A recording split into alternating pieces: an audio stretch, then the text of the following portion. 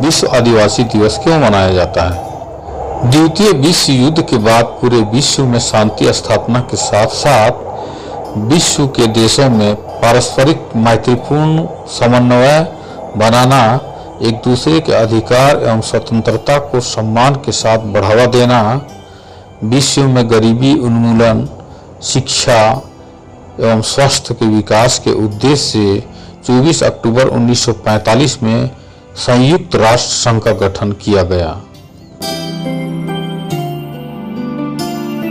अपने गठन के 50वें वर्ष बाद संयुक्त राष्ट्र संघ ने यह महसूस किया कि 21वीं सदी में भी विश्व के विभिन्न देशों में निवासरत जनजातीय आदिवासी समाज अपनी उपेक्षा, गरीबी, अशिक्षा, स्वास्थ्य सुविधा का अभाव, बेरोजगारी एवं बंधुआ मजदूर जैसी समस्याओं से पीड़ित हैं। जनजातीय समाज के उक्त समस्याओं के निराकरण हेतु विश्व के ध्यानाकर्षण के लिए वर्ष 1994 में संयुक्त राष्ट्र संघ के महासभा द्वारा प्रति वर्ष 9 अगस्त को International Day of the World's Indigenous Peoples, विश्व आदिवासी दिवस मनाने का फैसला किया गया। तत्पश्चात पूरे विश्व अर्थात अमेरिकी महाद्वीप, अफ्रीकी महाद्वीप तथा एशिया महाद्वीप के आदिवासी बाहुल्य देशों में 9 अगस्त को विश्व आदिवासी दिवस बड़े जोर शोर से मनाया जाता है।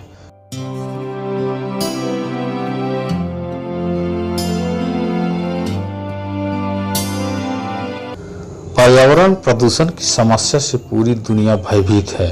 ग्लोबल वार्मिंग के कारण हिमालय पिघल रहा है। अकाल, सूखा और अनावृष्टि से किसान आत्महत्या करने पर मजबूर है।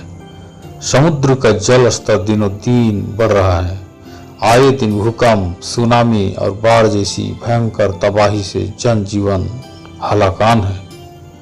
कब कहां क्या हो जाएगा कोई नहीं जानता।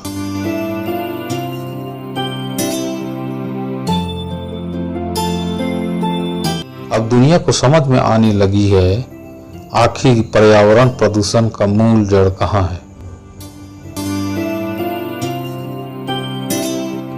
अब विश्व स्तर पर पर्यावरण बचाने की मुहिम छिड़ गई है। संयुक्त राष्ट्र संघ तथा अन्य विकसित देश स्वीकार करने लगा है कि पर्यावरण से बचने का एक ही उपाय है, आदिवासी मॉडल।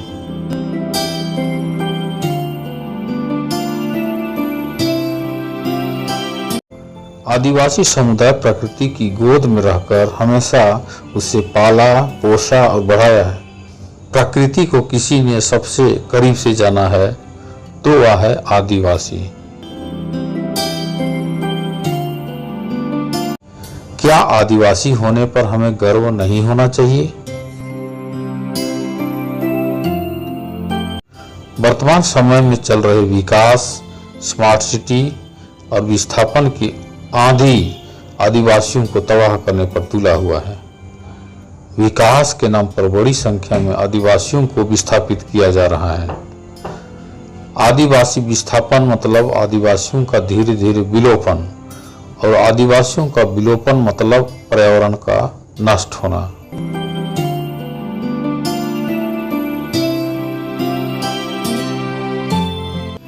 आदिवासियों में बहुसंख्यक आदिवासी लोग प्रकृति की पूजा करते हैं। उनके लिए प्रकृति ही धर्म है और इसीलिए वे लोग प्रकृति का सम्मान व संरक्षण सबसे ज्यादा करते हैं।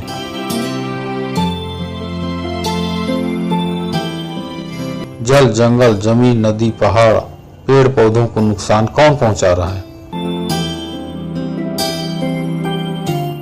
पहले आदिवासियों का विस्थापन और प्रकृति को नष्ट होने से बचाओ, तब जाकर के पूरे विश्व के लोग संरक्षित और विकसित हो पाएंगे।